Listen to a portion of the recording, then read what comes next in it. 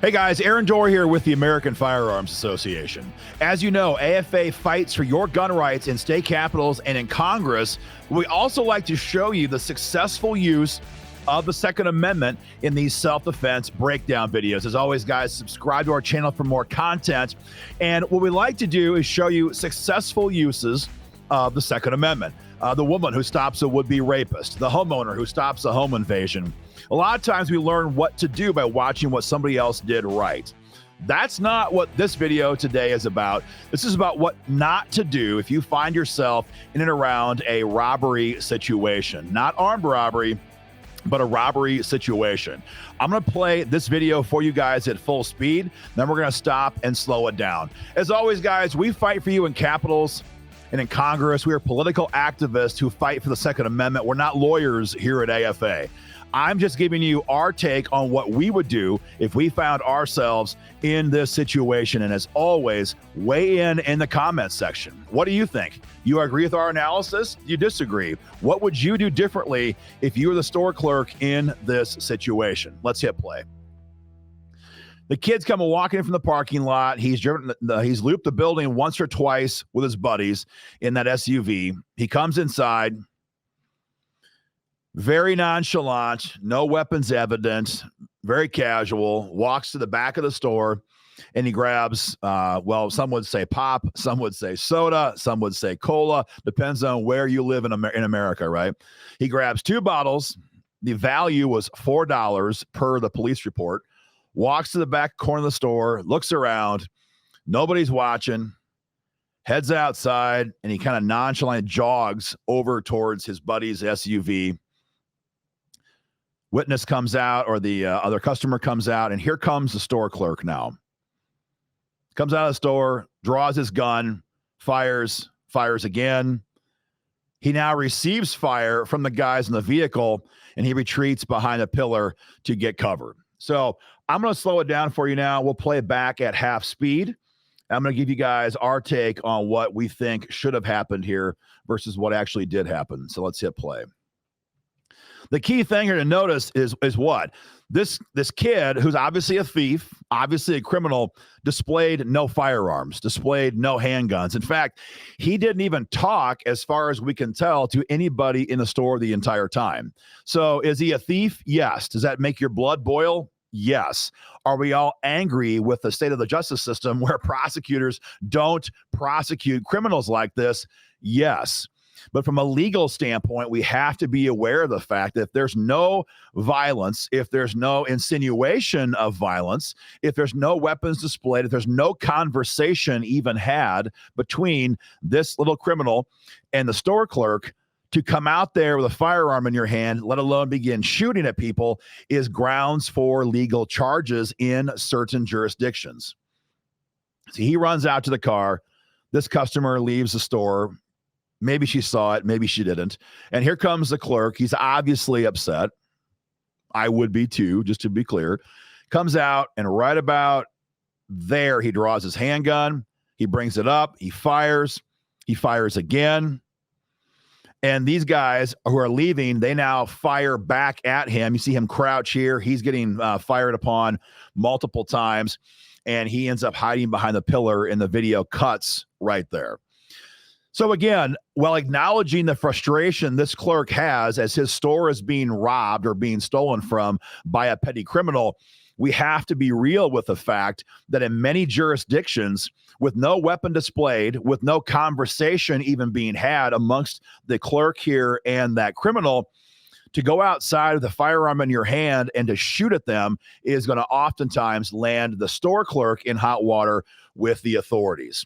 So what could he have done better? Well, first of all, if you're going to go outside at all, just go out there to get their license plate information. Your video cameras probably already had that, but if not, get their tag information, vehicle description, and call the police. It was 2 bottles of pop. It was $4 of merchandise. To go outside and risk a lethal confrontation showed this guy was in a bad headspace, and we cannot let that happen to us. If the guy was armed, it's a little bit different, but even then, to go and follow him outside after he is leaving and the actual encounter is over puts you in a very difficult situation. Now, blue states, of course, usually don't have, but sometimes do, stand your ground law. Red states, almost all of them these days, have a version of stand your ground law. But it really doesn't matter if you're in a blue state or a red state. All states follow some version of the AOJE principle: ability, opportunity, jeopardy, and exclusion. So let's break that down very quickly. Before you can use force against a person like this, you have to kind of meet that 4-part test. And again, doesn't matter if you're in a blue state or a red state. Ability, number one, does the bad guy have the ability to actually harm you? Is he armed? Does he have personal weapons he can bring to bear to use against you in a lethal force situation? In this case, the answer is maybe. I mean, maybe he could have used his fist, but these two guys were similar enough in age. There's not really an obvious ability for this criminal to assault or harm the store clerk. Opportunity. In this case, the opportunity was there. They were present. They were physically close by. If someone phones in a threat over the phone to you and threatens to kick your blank, well, he might want to do it. He might have the ability, but he lacks the opportunity. This thief did have the opportunity in this situation. Jeopardy. Here's the big one in this case. Are you actually in jeopardy? Does the ability, opportunity, and the overall situation result in you, the good guy, being in actual physical jeopardy? The answer here is certainly no. The clerk in this case could have stayed in the store and had no jeopardy against his own safety. The only jeopardy took place after he went outside and fired at their vehicle. They then returned fire back on him. So he was not in jeopardy of his physical safety when this situation happened. And finally, is exclusion. Now, what else could you have done? Was self-defense the only option you had to the exclusion of everything else? And the answer here, again, simply is no. The clerk did not have to go outside. He did not have to draw a firearm. He did not have to shoot at that vehicle. He put himself in that situation where shots were being fired from multiple parties, and he did not pass the jeopardy or the exclusion test from that AOJE standpoint. The problem with this also is that unnecessary gunfight got that woman who you saw moments ago. She got hit by the thugs who were leaving the scene by their gunfire.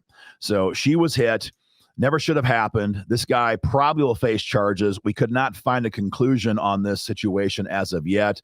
If you're in that situation, if it's an unarmed situation where he's simply stealing merchandise from the shelves, that is not the time to draw your firearm, let alone engage in that use of force situation. Guys, if you agree with me, let me know. If you disagree, that's okay too. Put your comments in the comment section. And I would go beyond the legal aspects of this. There's also a moral component to this.